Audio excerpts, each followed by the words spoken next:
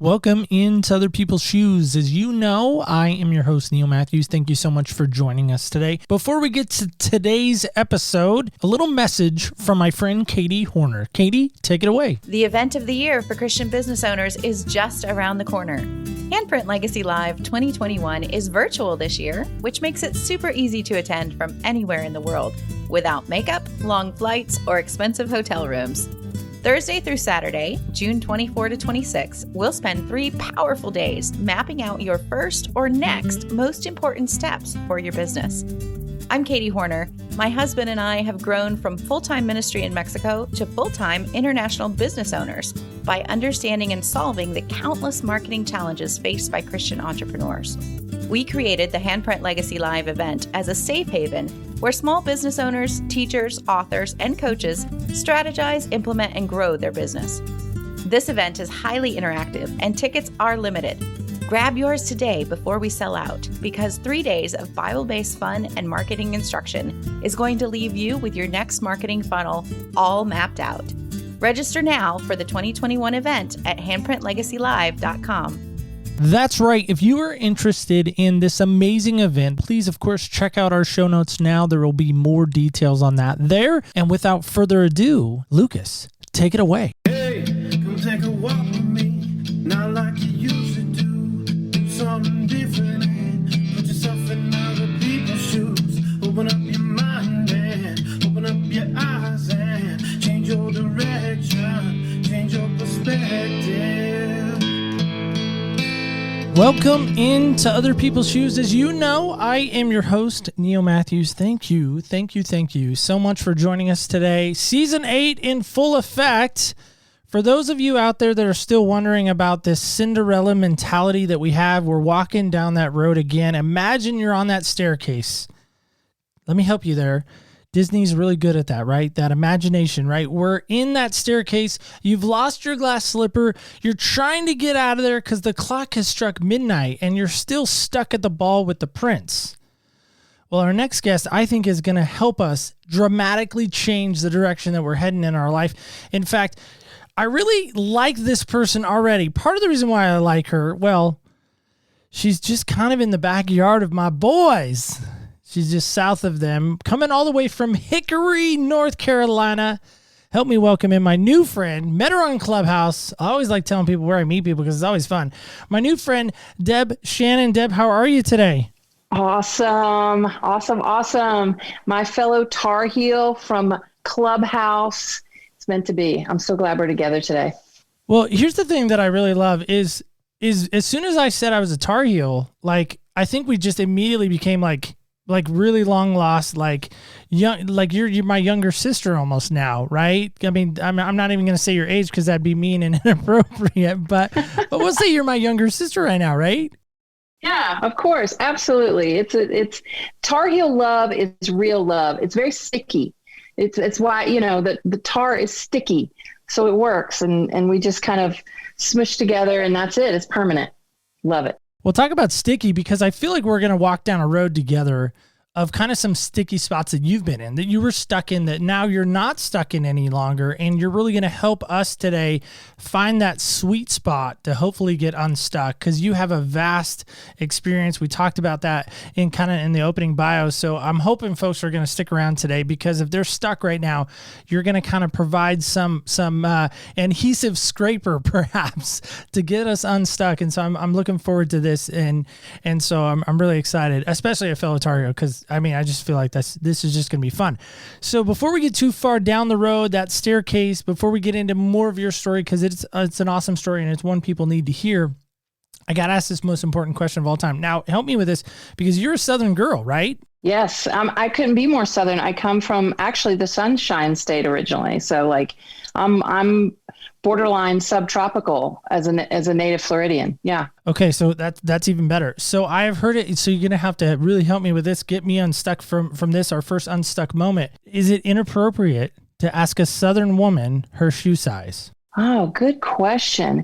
Well, there are definitely parts of the South where I would imagine discussing shoe size would be highly frowned upon.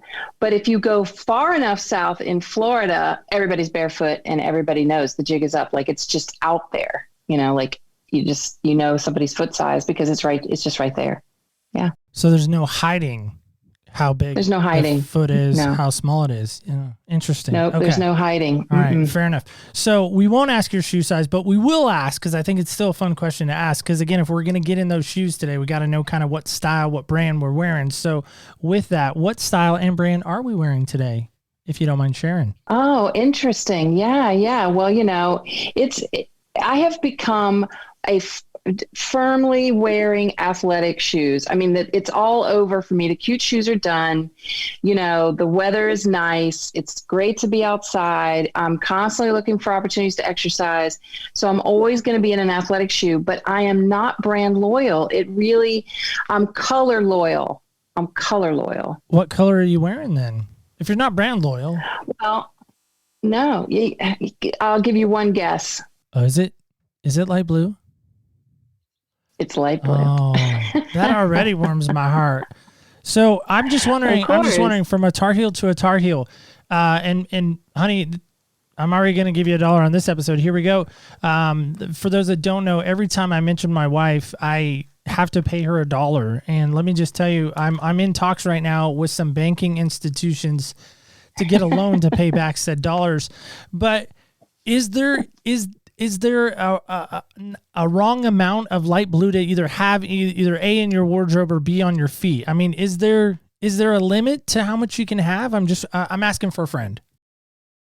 Yeah, not for a true Tar Heel. There's absolutely no maximum capacity on Carolina blue for a Tar Heel.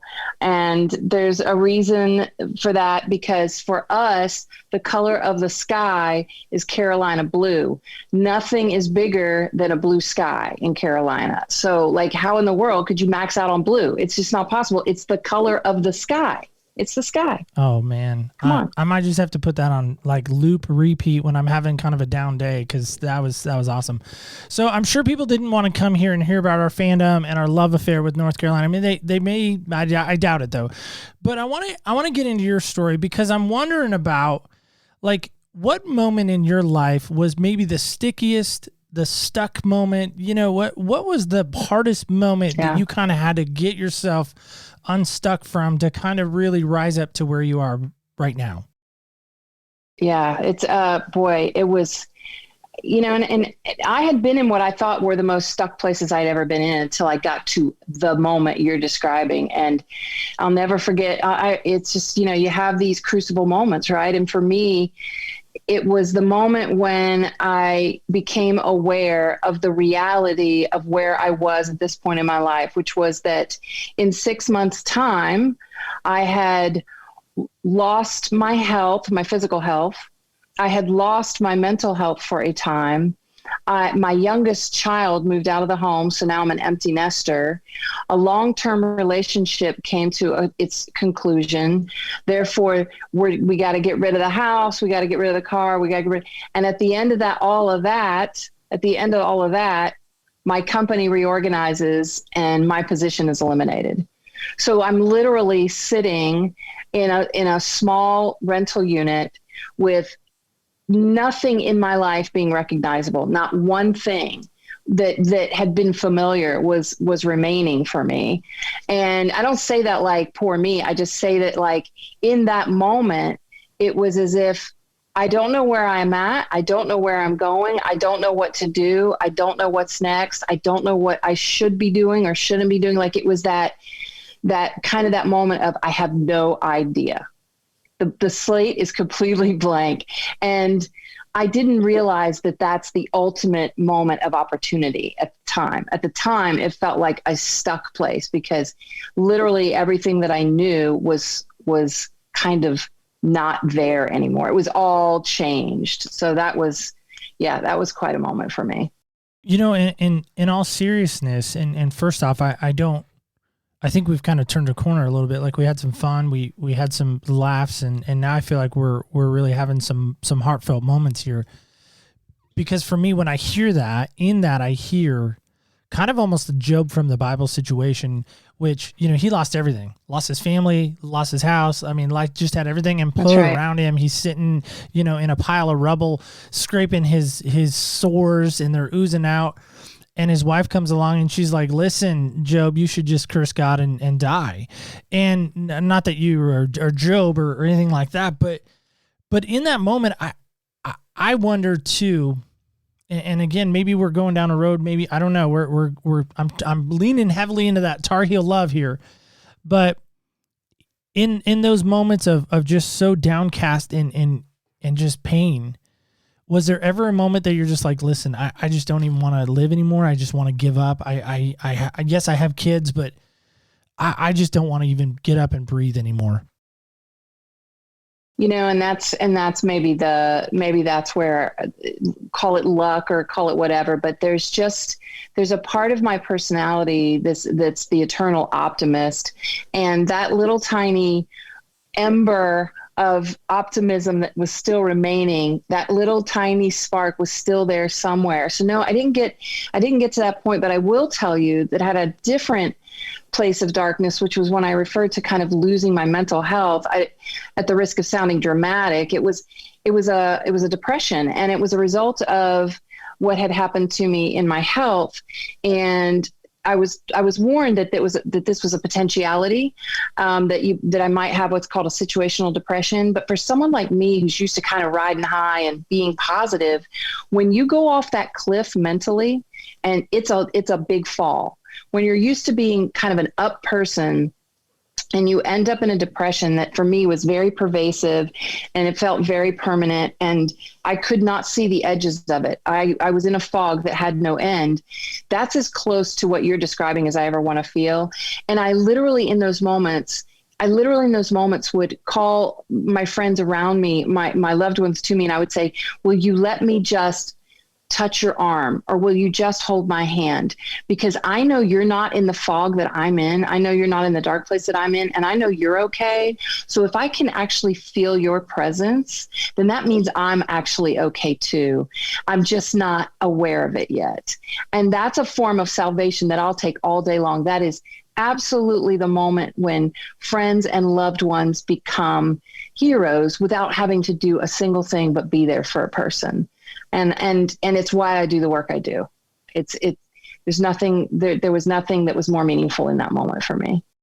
Wow. I mean, I've never even thought about that or considered that for those that may be in that, whatever you want to call it, rabbit hole, darkness.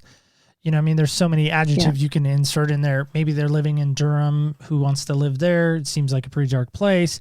But in that, if those people weren't there to be that, you know, let me just touch you. Let me just hold your hand. Let me just have that embrace. I almost think about it like Linus and his blanket from Charlie Brown, right? With Linus without his blanket, like he is a mess. He's a hot mess, right? Yeah. Not that you're Linus from Charlie Brown, but I think you're following me on that analogy. Like if you didn't have those people as your kind of security blanket, warming you and encouraging you and walking you through that space that you were in, where do you think Deb would have been? That's interesting. And I kind of shudder a little bit to think about it, but I will say this, that I had to call them to me, and I really will say that it was my coach, and I'm a coach, and I always have a coach. I will never, hopefully that we'll never have to be in a situation where I don't have a coach. So I always have a coach. And honestly, it was one of my assignments from my coach was to make sure that I had people around me and to make sure that I activated that network, because what depression and some of these dark places will do is they will make you want to isolate. They put you, the disordered way of thinking of a depressive state is that the isolation, which is the worst thing for you, is the only thing you really want, right? So to keep from falling into that hole, it was given to me as an assignment. So like even then, so I really do think it's our job to make sure that we have people around us who carry those values and match our energy around those things, and also be that for them. And I think that's what gives, that gives life a certain rich flavor and a richness, right? So I don't know, though, to answer your question, like if I had allowed the depression to do with me what it felt like it wanted to do, which was completely isolate me, I think I would have been at the very least been in it a lot longer. And at the very worst, come out changed in a way that I wouldn't appreciate very much. And matter of fact, my coach told me that. He says, you're going to come out the other side of this, because mine was situational. It was based on a health diagnosis and a sudden a health scare and a threat to my mortality. And as a result, it's like I knew it was going to lift, but I think he was right, and my doctor was right. And they said, look, this kind of depressive episode is going to change you forever. It's either going to change you and make you better, or it's going to change you and make you into something not desirable, and you get to choose which one it is. And that was just kind of that magnet to the future that pulled me out of it to say, okay, I still have a say-so here. I still have a say-so. And luckily I had people speaking truth and light into my world, and that made all the difference. And you had that blue sky to look at, right? Always. Carolina. Love it. But you mentioned in some of the information that you sent over to us, which, by the way, I wouldn't mind if we could somehow get a link back to this work of art. I'm going to call it a work of art, whether it be a painting or a sculpture or some kind of writing. I think of that as all art. Some people are trying to say podcasting's an art, and I'm like, stop it. We're not that creative people, but I appreciate the sentiment. But you wrote this thing called "How Cancer Cured Me." Why did you feel so compelled to create that, share that with the world, and what was the thought process behind that? So, I wrote How Cancer Cured Me partly as kind of a way to process what transformation had occurred for me through this event, and to offer it as just for anybody who it's useful for, right? So, and here's the thing, you don't have to have cancer. You don't have to get cancer to learn these things. But for me, it shook me loose of some of the things that were holding me back. And it kind of sparked that ember that pulled me into my current present reality, which is getting to do this kind of work and serve in the way that I'm serving now, and kind of, fleeing my corporate background. And I call myself a refugee from the corporate world, right? And like finding my way to putting myself into service in the world in a way that is meaningful for me. So I wrote this so that whoever needed to hear it would hear themselves in the story, and kind of offer that same hope that I was given, which is I can get to the other side of this. I can move past what this limit that I've hit. And cancer is what did it for me. And and it's funny, I tell people, you don't have to get cancer to transcend your limit. You don't have to, the crucible doesn't have to be that painful. I just happen to be a stubborn sort, which is sometimes helpful and sometimes not. I always say I don't have a lot of quit in me, which is great for my clients. And it's great when I commit to something. However, it can be, I can be stubborn, And so, I think that it was that moment at the end of that, the 6 months that I described, where I woke up and I said, what are you doing? What are you waiting for? I actually, the situation that I went through, I call it, a different kind of weight loss, but I spell weight, W-A-I-T. Like lose the weight, W-A-I-T, that weight, lose that weight. Right. And that's what cancer did for me. And I'd be happy to share it with you. I'd love for whoever wants it to have it. Yeah, absolutely. So if you can make sure that we get that for our show notes, that would be fantastic. And maybe it's on your site somewhere. And if so, that's a cool thing too. We want to make sure we get that. But you talk about things kind of holding you back, that cancer really kind of shook away. You maybe even talk about the chains that were shooken away from you, or shaken. Yeah. Is shooken even a word? Am I saying it right? Oh, shaken no. away. Yeah, I don't. I always say shooken, but it's probably not the right word. But shaken away from you, like you had no restraints on you any longer. What were some of those restraints that you feel like were really kind of pinning you down and holding you back? Yeah. And so that's why I love this topic too, that you've been running with, this idea of stuck spaces and stuck places, because it sometimes, it might be hard to think about and say, well, I don't really, maybe I'm stuck in my career, or maybe I feel stuck in my relationship isn't blossoming, or, maybe I feel stuck in my friendships, but for me, the stuck places were more ways of being. And one of the big ones for me was perfectionism. Perfectionism and people pleasing were stuck places for me. And oh my gosh, I really struggled to overcome it. And it didn't matter how much I intellectually knew that perfection isn't possible. It's somehow my brain didn't care that I was being delusional about this standard. And that's what creates the stuck place. You can know all day long that there's no such thing as perfectionism, but that doesn't necessarily cure it. And by the way, cancer cured it for me, but you don't have to it doesn't have to go that far. There's ways to get past this way of being. So yeah, perfectionism was just it. And here's the really weird kind of counterintuitive thing about perfectionism. The other thing that I really got to transcend going through this whole strange, journey is that I didn't realize it, but all of my second guessing and self-doubt, which can lead to like things like imposter syndrome and stress and overwhelm, like all those things are actually symptomatic of perfectionism. And it doesn't necessarily intuitively make sense, but if you think about it, if I have perfect as my standard, then I need everything to go just right? I need to say it right, act right, behave right, get the right answer, get the project right, hit the right sales numbers, whatever it is I'm being asked to do, I got to get it right. Therefore, I'm not going to risk much, because I got to make sure ahead of time that I'm going to get it right, because I need to show up perfect. So I can't not second guess, right? Because I've got to vet my performance before I ever put it out there. So life and career and your world gets smaller and tighter and smaller and tighter and smaller and tighter. And it just, man, I'm going to do a social media post on this, but I love the idea of the Grim Reaper as motivational speaker, because for real, he or it or whatever, my mortality and I had a conversation, and I said to the Grim Reaper, what the heck, you promised to leave me alone until my turn, right? You promised to leave me alone. And the Grim Reaper said back to me, yeah, so what's the problem? And I said, excuse me, cancer. And you know what the Grim Reaper said back to me? Oh yeah, that was just a friendly reminder. I'm like, thanks, Grim Reaper. Appreciate it. So if we can, I mean, I don't know if this violates a HIPAA rule. I don't know. I hope not. But how severe was the cancer for you? Okay, so yeah, it's actually kind of fascinating.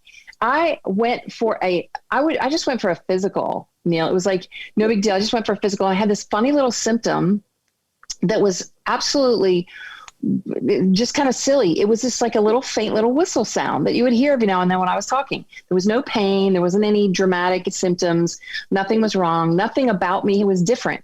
It's just that every now and then I had this funny little whistle.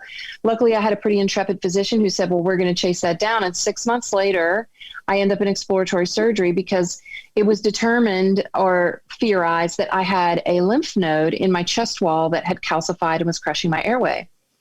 Well, they get in there and with the scope, they did a scope to kind of get a look at it. But by the time that happened, my airway was completely closed off. This is just one, you have airways that come off of the main area. This is one of the side airways to my lower left lung, and they couldn't see. So they said, well, either way, we got to operate because we got to take this lymph node out so that your airway will pop back open. So I have the surgery. I wake up in recovery. And that's the moment when I said, oh, so this must be what Dracula feels like when they run a stake through his heart, because I feel like I've been impaled on a bed. Like it was so painful. And moved to ICU. My surgeon came in, and I'm expecting to hear good news because here I am. I'm awake. I'm conscious. So everything must have gone okay. And he said, congratulations, you're a cancer survivor, and I had to remove your left lung. And I mean, pun intended, I gasped with my one remaining lung, because this was not one of the possible outcomes. And it turned out that what was suspected to be just a calcified lymph node was actually a tumor. And so based on where it was located, it was determined that to give me, the longest possibility for future and life and all those things, let's be aggressive. And so that was the solution to my whistling tumor was to basically remove a lung. So, and I will share that like the mental challenge of living beyond that and not having that become defining has been one of the best personal development programs I've ever been through. Okay. So this is me as a host fully admitting, sometimes we need to do a better job. My research department is right now on notice. I'm writing everyone up in that department. I'm thinking cancer, like, maybe you had a bout with breast cancer or something like that, and that was kind of scary. And, that's what I'm thinking, like in hindsight. And again, I'm firing research. Like, I'm not even going to write them up. I'm firing them right now. That blew my mind. One lung now? Yeah, it blew mine too. Pun intended once again. Pun intended. Yeah. I'm trying. You're laughing, so I'm going to try to not laugh too hard. But yeah, we have to. Oh my gosh. Yeah. So it's really, it's like I said, it's been a journey. And, and so for me, like, kind of bringing it back to the present conversation, for me, it was about, holy cow, like, what are you waiting for, Deb? I have wanted to do the work. Actually, that's the irony, Neil. I was already doing the work of coaching. And I was doing it as my community service work and gratitude to the community that's shown me so much support as I've launched this practice. And that was in the recovery community. I was doing, and to this day, I still do. I every week volunteer my time and services in the recovery community for the addiction recovery community. And I had been coaching, that's my word for it, inside that community for 5 years already. And I realized that the work of transformation, that the challenges that these people are so valiantly facing, if I can help them achieve what they achieve in their work, what can I do with somebody who's not struggling similarly, but is out to do big things in the world, who's out to create change or have an impact, whether it's in their local community, in their company, in their work, or in the world. They need coaching too. And so I really wanted to kind of shift my focus, to be the person that comes alongside the people who are making such big differences in the world. And it was in that moment, I'm sitting there with, I'm an empty nester. I'm now single again. The job is gone, the cushy W-2, the nice vice president of marketing, nice 6-figure salary, all the things. And I'm sitting there going, what am I going to do? And that's the moment, and I'm like, oh, and by the way, I'm one lung shy of a full hand here. So what am I going to do? And it was when I thought, this is not, how is this even a question? I know exactly what I want to do. I've been a consumer in the personal development space since the 90s. I grew up with 2 brothers who went professional as athletes and made it to the top of their sports. Coaching was actually the parental paradigm in my family. I've had proximity to greatness my whole career. I think the sidelines, by the way, are underrated. I think the sidelines is where you get the gems, because you don't have any skin in the game, but you get to soak up all the information and knowledge. I was a cheerleader, dude. I paid attention. I watched how these coaches worked. So for me, it was like time to step up. And so I couldn't be more than, I can't be anything less than or more than grateful for what happened to me, because in my stubbornness, apparently that's what it took to get me where I'm at. First off, there's so much there to get to. I'm gonna try to go as succinctly as we can, but first off, thank you for allowing us to kind of walk that road with you. I love that you're able to take us there. I feel like when sometimes people share stories, sometimes I don't go there because, and I'm not disrespecting somebody's story or anything like that, but they don't paint enough of a picture for me sometimes to follow, but you did. I feel like I was like, as creepy as it sounds, like I'm in the background of the exam room, like I'm in the recovery room with you, But I think you did a great job sharing that, and thank you for trusting me enough to share that on our show today. But I want to go back to a couple of steps if we can. You mentioned waiting, that cancer was kind of this weight loss thing for you. How you learn to wait maybe. But I'm wondering about that. Why is waiting so hard for you? Because I know why waiting's hard for me. Let me just tell you, it sucks. I hate it. And I'm going to Disney World, don't want to wait in that line. I don't like waiting in lines, period. I don't think anybody does, but why for you is waiting so hard? Such a good question. And this is, I'm realizing that the How Cancer Cured Me piece that I wrote is going to be so perfect for the show notes, because that's the answer to that question. It's because I talk about it in there. I had this idea, and this is an offshoot of the perfectionist mentality, that like there was some like right way to do things, or there was a teacher's edition for life. And I had to check all the boxes and get it right. And in fear of getting it wrong, I had this tendency to kind of overthink or overplan or overstress and be overwhelmed and still not actually getting it, quote unquote, perfect. And then getting the knocks from my inner critic, that like you didn't, you could have done better. That evaluation you got, you could have gotten a better performance review, or you could have gotten better feedback on that project you were working on, or whatever the thing is. You could do better in your parenting. You could do better in your relationship. You could do better. And it's like this constant falling short feeling. And I kept looking for the teacher's edition. I kept looking for the answer key. I kept looking for like something out there, was going to give it to me. And it creates this weird, like I'm waiting. And in the meantime, time is passing and I'm not being useful. I'm waiting to show up perfect, which, by the way, is all about me instead of being all about others, which is ultimately the whole backwards way of living that sometimes we find ourselves in. And so for me, what made waiting hard was it was frustrating and painful, because I had these ideas and dreams and things I wanted to do to be of service. And yet I just couldn't get out of my own way. It was just, it was so frustrating. And so one of the things I talk about with my clients is the framework that I use. I call it BU, which stands for Become Unstoppable, because it was that moment when I said, life is not going to stop doing what it does. Life isn't easy. It's messy, right? Life is messy. And so this idea of waiting to be shiny, clean, and perfect all the time means you're not going to ever get anything done. And so for me, I had to create myself as unstoppable. It doesn't matter what comes at me. I keep going. And that's one of the things that cancer gave me that I'm forever grateful for. I love that too. I love the idea of being unstoppable.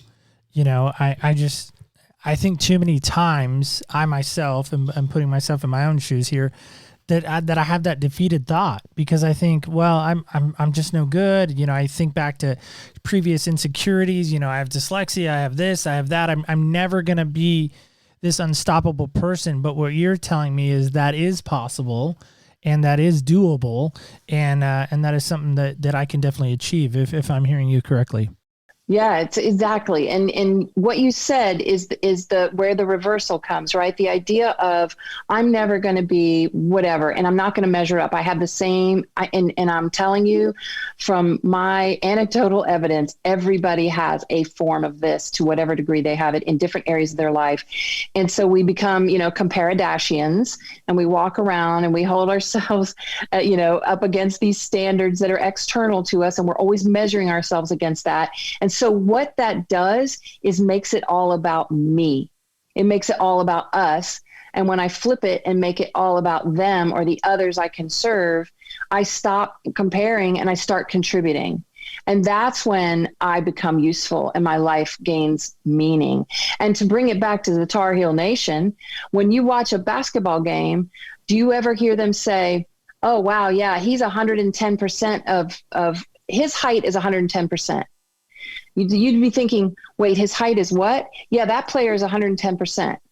Well, what does that mean? Well, let's say 6 foot is the standard height against which we're all measured. Well, if you're 110% of the standard height, then you'd be whatever 6 feet plus 10% is. But nobody says that. When you give a about a basketball player. It's his stat. He's this height. He's got this shot percentage. He's got this whatever. It's not in comparison to some like ideal unit of measure, and he's some percentage of that. But that's what we do when we go around comparing ourselves. And the backwards thing about that is we're making it about us. And I know that your show is an example of when you make it about other people, then it's like the heaviness falls away. I become lighter and I become much more useful, and then I feel better. I love that. I just do. That was brilliant. I love that. And I would just want to put that on a loop again because I need that maybe daily. So you talk about, maybe you're out of this, maybe you're still kind of battling with it on some level. Not that you're unstuck from everything because you're not perfect, as I think you said, right? You're not perfect. That's okay. right. You're not perfect, not trying to be. Not trying to be perfect. Got it. So here's my question, and I'm asking this for a friend. A friend wrote into the show. Of course. This is not me asking this. I'm totally asking for a friend. He's down the street. His name's Todd. Todd asked me this question. He said, how do you stop being a people pleaser? Again, just asking for a friend, not me. I'm not at all asking for me. I'm happy to help Todd. With that. Okay. Yeah. If you could help Todd with that, that'd be great. Yeah. Right. Todd's got a case of the disease to please. Right. And so, and this is something that comes up often, too, with clients. I think it's a pretty common issue that we all have. And, I don't think it's necessarily born out of anything nefarious. I think we genuinely are caring people. The challenge is when we try to please other people, then we have to look at our motive. And so it's one thing to have an agreement with another person and to honor that agreement. That I have full control over. But whether or not another person finds my behavior, my voice, my looks, or anything satisfactory is completely outside of my control. And by the way, it's really none of my business. But when I make it my business, I've still made it about me. It's really, really insidious and counterintuitive because it seems like I'm making it about them. But what I'm really doing is I have this anxiety about what this other person might be thinking about me, about what this other person is going to say about me, how they're going to feel about me, if I'm going to measure up. I want to look good. I want to avoid looking bad. In the end, it's all about me. So we keep coming back to this theme that Todd is struggling with, and that I have struggled with. Again, just his name is not Neil. Just be clear, it's Todd. That's right, Todd, right. Yeah, Todd. And I'm sure there may be something here for you, Neil, but we'll make sure that you'll make sure you share this with Todd. And so the idea is, when I experience this anxiety, right, this kind of worried feeling about how I'm being perceived and received, then I'm going to go to work manipulating how the other person sees me. And so now I've gone inauthentic. And see, ultimately what we're afraid of is being rejected. But here's the really tricky part. I can't be rejected by another person unless I reject myself first. And so when I have this idea that I've got to be what this other person wants, I've abandoned myself and I'm no longer being authentic. And so I'm bringing nothing to the party now. I'm bringing what I think you want. So now I'm just a reflection of you, or sort of this weird appendage, and I have put this person into a position they didn't ask for, which is that they get to decide whether or not I'm okay based on how they see me. So it's really insidiously self-centered, and it puts the other person in an unpleasant position that they don't even know they're in, because they're not spending any time thinking about me. They're worrying about themselves. You know what I mean? So this is where ego becomes such a monstrous challenge for all of us. And that is really what's at the kind of the source of this kind of way of thinking. Yeah. So tell Todd that. I'm gonna tag him when. Yeah, Perfect. I'm gonna tell him to listen to this part specifically. I want to ask you. One, I want to give you an opportunity to just kind of talk about if people are hearing you and they're really loving what you're saying, like I am. I absolutely, that little last segment, I loved everything you said there, because I think Todd needs to hear that, and I think, maybe I needed to hear that just a little bit. But what I'm wondering about, your mom, you had a daughter, you have a daughter, And you probably let her watch the Disney movies, I would imagine, right? Oh, yeah, sure. What do you think the major problem, in your opinion, is wrong with the movie Cinderella? Such a good question. It's all about the ending. The problem is it's all about the ending. That story was actually authored originally by the Grimm brothers. It's one of the Grimm brothers fairy tales. Now, in the Disney version, and in almost any princess story or any story like that, how does it end? It says, and they lived happily ever after. Any good love story movie of any kind ends in the culmination of the two people getting together. It never shows what goes on in everyday life and dealing with the slings and arrows and challenges of living life as a unit, and really, just coming together and being that partnership, right? The Grimm brothers ending is different. The Grimm brothers ending says, and they lived until they died. So we have, and listen, as a former Disney person, and I believe in the power of story. I think it can be used for so much good because we connect a story. It's how we process emotions and feelings, and it's how we make sense of our world. So I'm not dissing stories. I think they're wonderful. And my kids had every Disney. Well, my kids are in their 20s, so they were Disney DVDs, or tapes, and we even had tapes. I think I still have some VHS tapes somewhere, so we have all of them. Yeah, pop that in the VHS player, right? Exactly. If I could find one, I would. But I do think that this idea of sort of the story of Cinderella, that who she really was, locked away in a tower, not being treated well, struggling to gain her independence and her freedom, doing what she had to do to become free inside her own life, metaphorically speaking, and having the transformational moment when who she really was expressed outwardly as a reflection of who she was inwardly. See, that's the beauty of that story, that it's not about, she has to be in a beautiful gown and she has to have beautiful hair and she has to have beautiful everything for her to be worthy. It's that's a reflection of who she actually is, not the scullery maid in the tower who's being, held hostage by mean people. So I love to understand the story that way, that when she transforms into Cinderella at the ball, that's who she actually is. And the reason the prince falls in love with her is because she showed up authentic. There wasn't anything about her character that wasn't real. And because she claimed who she was and showed up as who she actually is, she magnetized the person and persons to her. And the whole idea of they lived happily ever after, well, that's just so that we can have a nice conclusion to the movie. But you are a family man. I'm a family woman. We know the reality that life is a little bit messier than that, and perfectionism isn't real, and we get to go back in the tower and scrub the floors just like Cinderella does. But yeah, I think the ending is where it goes wrong, but every movie has to have one, so we just accept it.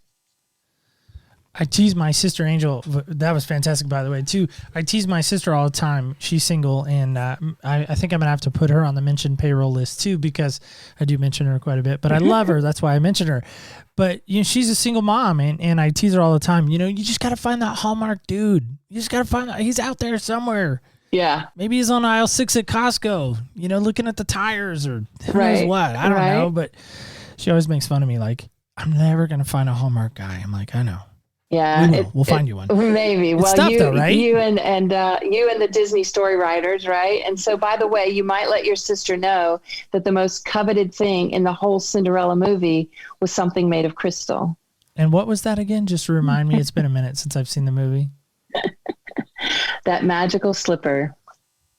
That once she put it on, her life changed forever. Yeah. That's right. So I'm wondering about this because it's not every day that we get a guest that comes on.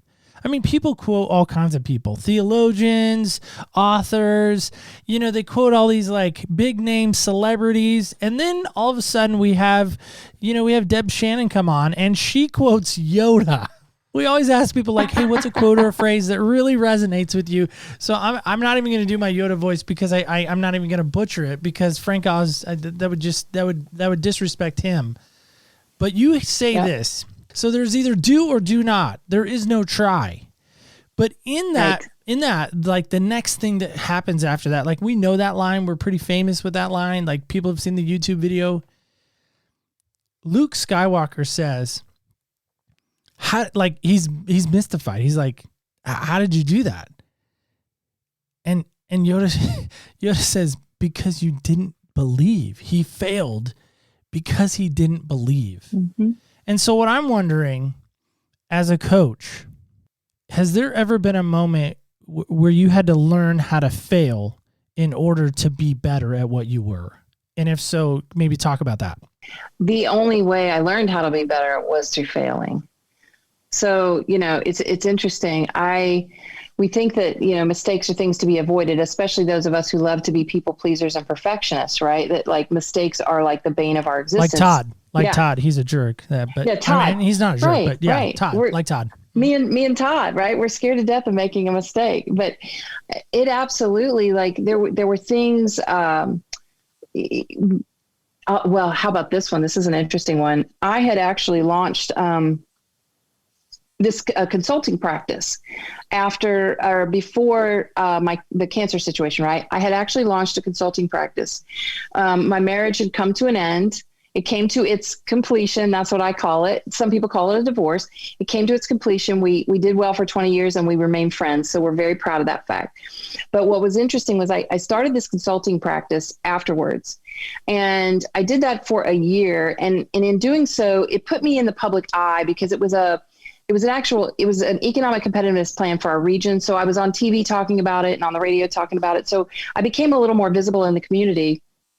And as a result, some people got wind of me and got wind of my background, and I ended up being offered this vice president's position for marketing. And like I said, it was a excellent offer, and it looked really interesting. It meant that I was going to have to develop a brand that didn't exist and take it international. It was going to be in the sports medicine, and that was great and everything. But ironically, my life coach challenged me. The day I got the offer and accepted the offer, I called him up. I said, "You're never going to believe this. Guess what?" He goes, "What?" I said, "I just landed a vice president of marketing position." And there was this pregnant pause. And then my coach said, "So you sold out?" And I was blown away. I was like, yep, I sure did. I have no regrets. I don't do regrets. And it actually has served me. But in that moment, I was convicted. And I'm not saying that it's a failure, but like it was that moment of,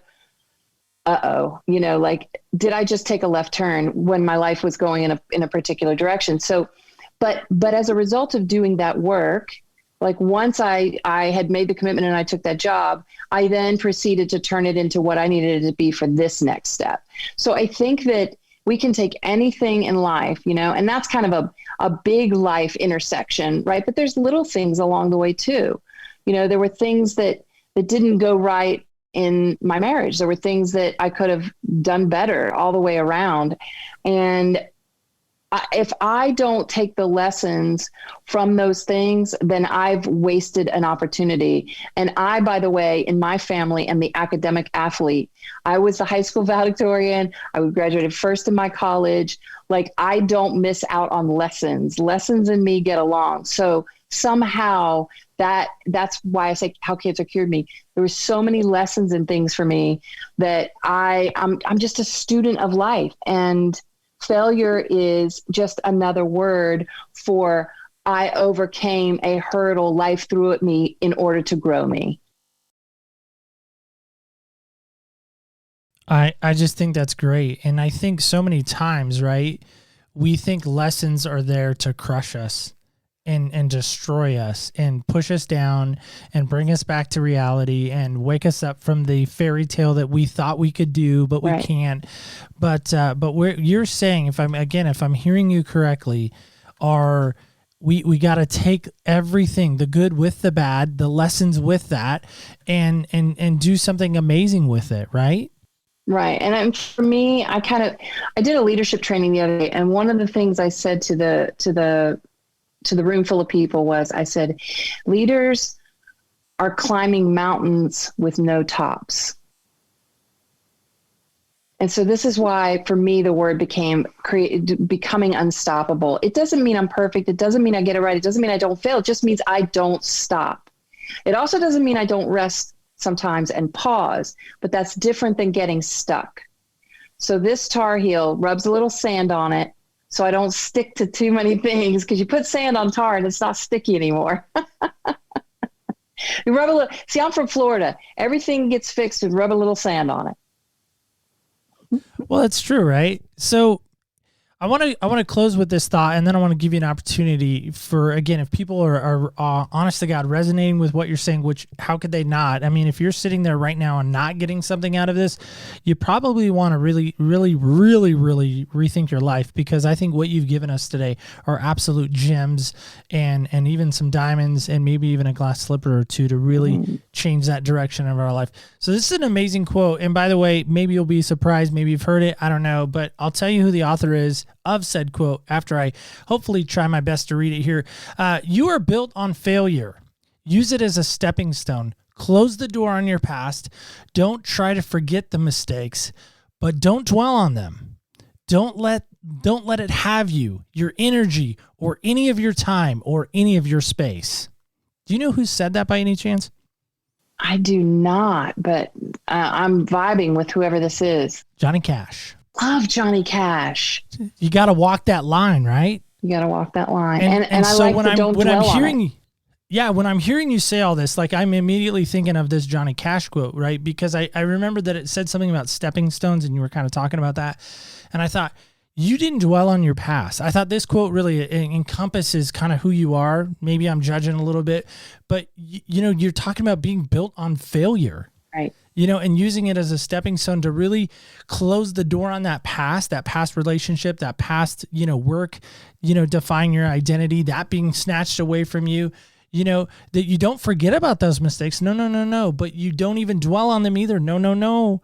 You use and you don't even let them have any energy in your life or any time in your headspace. And you're really allowing them to move you forward. And to me, that was so profound. And so I think that maybe kind of encompasses what we've been talking about today. So Deb, again, Tar Heel to Tar Heel, how can people touch and reach out and get in connection with you? Yeah, absolutely. Well, I'm on all the social media. Like, you can find me under Deb Shannon everywhere. But I have a website, deborahshannon.com. Nothing fancy, but at the very top, there's a download. There's things on there. And the How Cancer Cured Me document, as well as I have a little self-observation exercise, because anything that's outside your awareness is you're not able to do anything about. So it's just a little 2-step exercise that you can use at any point of the day, any point in your life, to kind of wake up to what's going on and get past it quickly. It's just a quick little hack. Check it out if it's useful. But yeah, you can reach out to me through the website or social media. I'm all over the interwebs, me and Cinderella, we're hanging out. Just chilling, just having some Mai Tais at the castle, maybe. By the way, do you remember the color of her ball gown? It was light blue. Yes, it was. It was light blue. She knows how to pick good colors. What can we say? But, so Deb, I just want to say thank you so much for coming on. And I really appreciate what you did for me and just my listeners today. And I'm so excited that we got to connect on Clubhouse. That's such a cool app. And I think so many great things are coming out of that app, and to me, there's just nothing more important in life than being able to connect with people. Wouldn't you agree with that? 100%.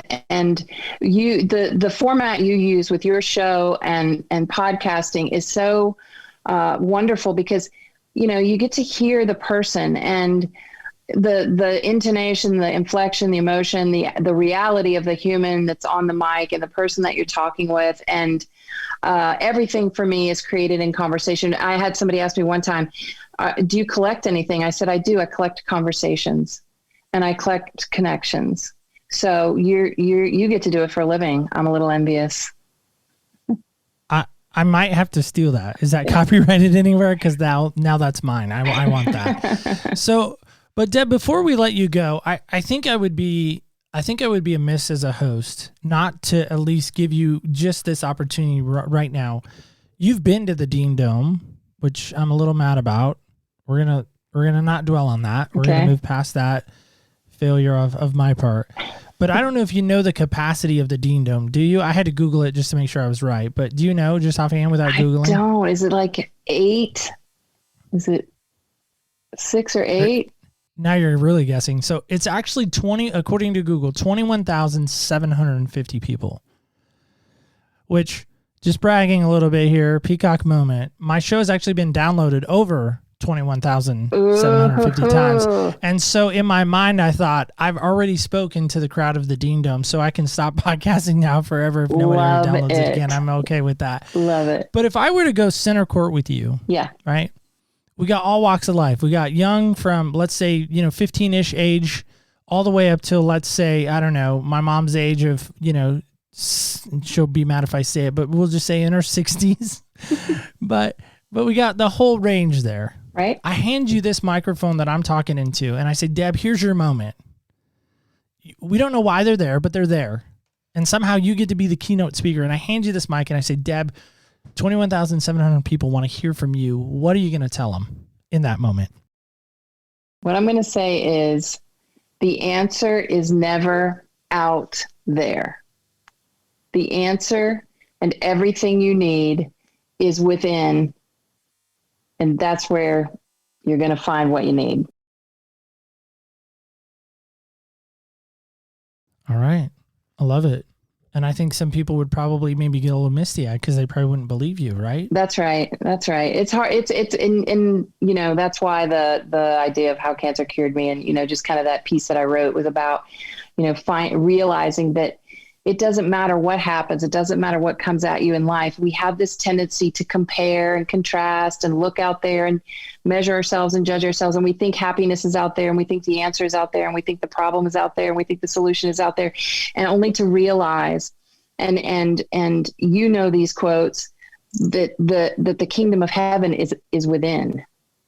And so it all happens in here. And so if I could convince the world of one thing, it would be that to seek the answers within, because that's where you'll find them. And from there, you can serve out there. That's fantastic. So, this is the first time I feel like a guest is really going to get excited about the North Carolina Tar Heel Cup, because she is also rocking her North Carolina Cup today. And I actually might have that same or similar cup, but it's finally exciting. Like when I get to show somebody this cup, like most people are like, okay, so, one guy asked if I had a Tennessee Volunteer Cup, and I was like, no, I don't. Why would you want a Tennessee Volunteer Cup? That's kind of what I asked him. But anyway, so look, it's the North Carolina Cup. It's so cool. What's going to be really cool is when I show you the die. So here we go. So we're going to roll on your behalf. We're playing this amazing game called Senseless. It's the way we wrap up our show. Of course, Deb knows this because she's super smart and really knowledgeable and stuff. We have 5 senses, right? Yes.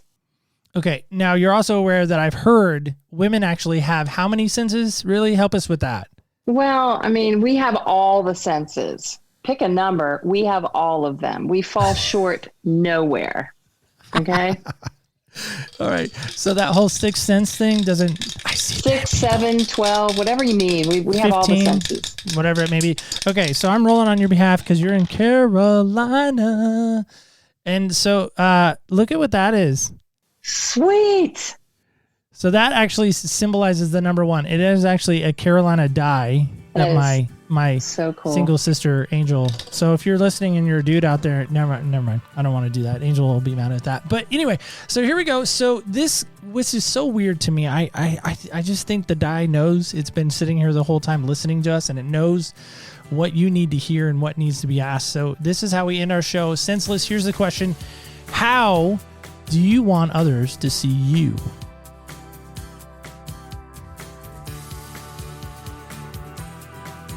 I want others to see me as contribution. And why is that so important to you? So for me, it's what gives my life meaning. So, some people have asked, people ask the question, I need to find my life's purpose, or what's the meaning in life, or how do I find the meaning in life? And for me, that's where I found it, is when I stopped worrying about myself and how I looked or didn't look or what other people thought or how they saw me or all of that. And I turned my gaze outward after turning it inward to do the work that I needed to do to become who I claimed I wanted to be, always wanted to be, the values that I wanted to embody. When I finally found a way to get out of my own way, to become unstoppable in the direction of what I valued, it turned me into walking contribution. It's what gives me joy. It's what gives me purpose. It's what fills my life with meaning. And so for me, I hope that anything I might say or do while I'm here is useful and contributory. That is so amazing. And I appreciate that so much. So I just want to wrap up our show today. First off, before I do, Deb, thank you so much. Thank you for coming in, giving us some moments. Appreciate it. Thank You're you, amazing. Neil. And tell Todd I appreciate the write-in question. Yeah, absolutely. When I see him, send him yeah, to absolutely. my website. We're going to direct him to your website. So you too, much like Todd, can go check out our show notes right now and really see the amazing stuff that Deb has to offer and really help you out. If you're in that stuck moment, she's here to help you get unstuck. So as we wrap up today, I just want to remind you of this before we go. And that's this idea. Are you unstoppable right now? Like, is there a mountain, a hurdle, a rock, a stick, a person, an idea, a thought, a habit, a behavior? Is that all in your way stopping you from really putting on that glass slipper to help you get to that new level, that unstoppable level that Deb talked about? Because if there is, I want to know about it. Like, I don't want to know just because I want to know your business and be up in your business. No, I want to know because I want to help you get unstuck too. And I want to help you meet some new friends that can help you along that way. So if you're interested in knowing more about that or letting me know that, will you please just reach out to me, opspodcast.com, hit that connections page, put it in the doobly-doo, the comments, leave a voicemail. I would love to connect with you on what that is and maybe help getting you some resources to get that object. Notice I said object. It's not a thing. That object out of your way. So if you're interested in doing that, please reach out to me. And I just want to remind you of this as we wrap up again. As I said, remember, when you walk in other people's shoes, you really do get a different perspective on life. I want to invite you right back here next Wednesday as this all starts again. And remind you of this. When we do that, again, we get an opportunity to just walk in someone else's shoes. And that is so important. So join me back here next week again as we walk in other people's shoes.